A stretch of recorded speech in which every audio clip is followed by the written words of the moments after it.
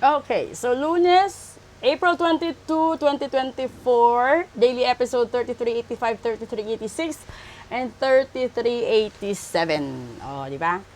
Tingnan natin kung ano yung umpisa ng Lunes ninyo. Kung napanood nyo yung daily episode at saka hanggang sa Real Talk kahapon, no?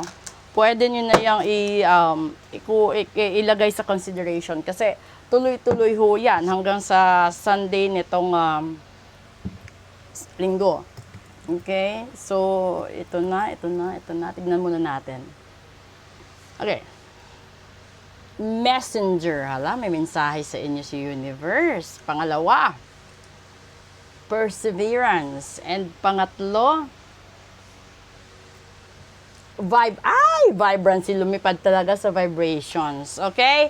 So, yun na, di ba? Parang yung umpisa is messenger, which is the hawk. Ito isang espiritu na nagpaparamdam, nagsasabi sa inyo na maniwala kayo sa mga mensaheng natatanggap ninyo dahil yan ay isang vision na dapat ninyong i-priority sa buhay ninyo at itanggalin nyo yung mga distractions ninyo para magkaroon kayo ng brighter future, di ba? Kasi minsan ganito yon.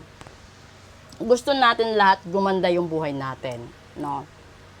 Kapag maganda yung buhay natin, makakatulong tayo sa pamilya natin, which is the second chord, yung perseverance. Kailangan talaga natin ng patience at saka yung pagtatyaga na huwag tayong gumive up kahit yung parang andun na yung pinakamataas na grabe na yung mountain top na gusto natin. And then, kailangan nating i-withstand, manatili, stand still. Sorry again. Okay, stand still para ma-reach natin yung goal sa buhay. Ngayon, tsaka na natin ito pag-usapan yung pangatlong baraha. Pero dito muna tayo sa mensahe ni Universe at saka itong message ay perseverance na ito. Kasi kung mararamdaman mo, no, may mga bagay na mabagal. Kahit anong gusto mong gawin, mabagal siya. Kapag merong tao na nakapagsabi sa inyo na kailangan nyong magtimpe, kailangan nyong unahin kung ano yung pinakamahalaga, yun dapat ang gagawin nyo at yun dapat ang susundin. No? Ito yung mensahe ng mga espiritu. So, ibig sabihin, yung problema ninyo ngayon at yung mga problema nyo noon ay hindi dahil sa trabaho, hindi dahil sa ibang tao, kundi dahil mismo sa mga energies at saka sa vibrations na meron kayo ngayon. Mga ano ba yun, di ba? Ito yung mga bagay na kung nararamdaman ninyo, merong mga tao na hindi man nila sabihin sa inyo na masama ang loob nila sa inyo. Na ano yun, yung para bang naiipon, sa dami ng tao na may ayaw sa inyo, sa dami ng tao na may hinanakit sa inyo, mga tao na intention or unintentional yung ginawa ninyo, nagpapabigat yon sa mga swerte ninyo sa buhay. Kahit anong sipag, kahit anong pagtsatsaga yung gagawin nyo, hindi nyo maaabot yung mga pangarap ninyo dahil natakpan siya in between, yung parang binigyan ng nilagyan ng kortina para hindi makalusot yung swerte papunta sa buhay ninyo. Yung third card kasi is vibrancy. Ito yung lahat ng tao may kanya-kanyang liwanag. Pero may kanya-kanyang oras, may kanya-kanyang taon, pagkakataon at panahon. Hindi yan sabay-sabay. Kaya nga everybody is born unique dahil doon. Yung pinakamaganda siguro ditong mensahe or pinakamagandang example dito ngayon, kung gusto mo magkaroon ng priorities, no, unahin mo sarili mo bago ibang tao. Kasi you will never be a good person or you will never be happy sa buhay mo kung hindi mo muna aayusin sarili mo.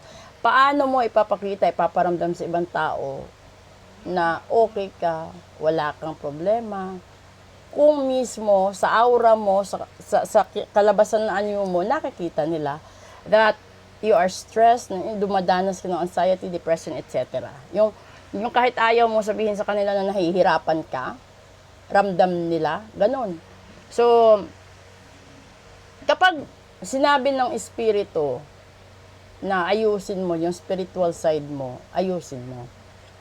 Magpasalamat ka kung merong mga tao na makakadiscover niyan ahead of time. Kasi yung iba, naaaksidente, namamatay, akala nila, aksidente yon at namamatay. Pero hindi nila alam na yung iba doon is effect ng mga hinanakit ng mga tao sa kanila. Yung iba doon, effect ng ginagawang ritual laban sa kanila. Yung iba doon is matagal na talaga na na-instill sa buhay mo at yung nag-wish is namatay na. Yun yung pinakamahirap doon na kapag nangyari yon na yung taong may galit sa inyo is wala na sa mundo, and then baon niya hanggang sa hukay ang sama ng loob sa'yo, wala na, di ba?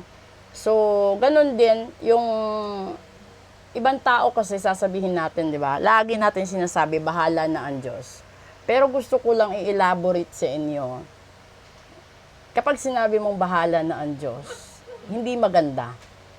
Kasi, ipinanganak ka, nilabas ka sa mundong ito dahil may mission ka. At yung mission na yun, nasa sayo kung paano mo lagpasan ang pagkatao or trial sa buhay mo.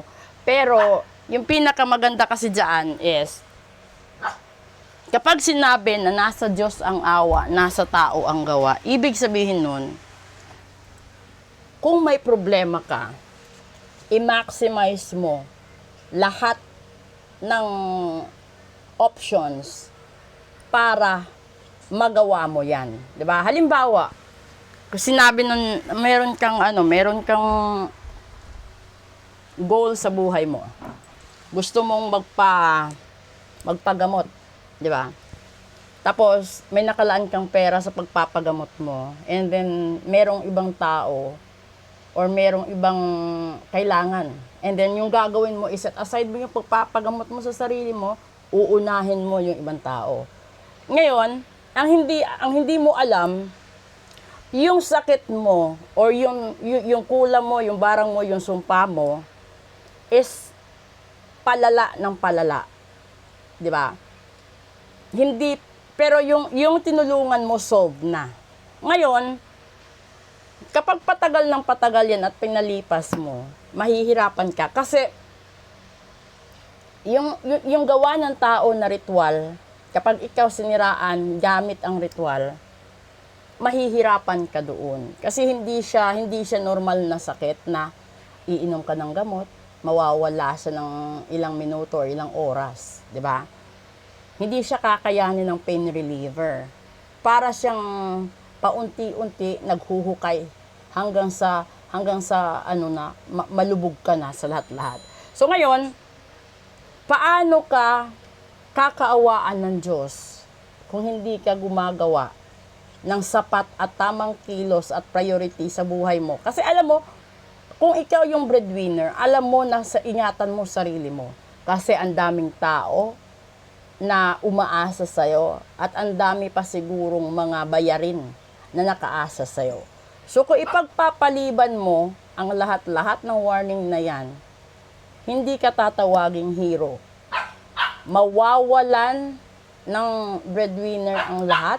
At higit pa dyan, mahihirapan ka din. So, papaano ka magkakaroon ng napakagandang pamumuhay sa future mo kung hindi mo iingatan at uunahin ang sarili mo? Paano ka kakaawaan ng Diyos kung wala kang ginagawa? Diba? And then, doon naman sa mga ibang information na ginagawa ninyo, hindi masamang tumulong. Ang masama, inuna mo ang ibang tao na tutulungan mo sila nung matupad ang hiling nila at pangarap nila sa buhay. Nakalimutan ka nilang lingunin kasi ayaw na nila magbigay or magparamdam dahil sa utang na loob.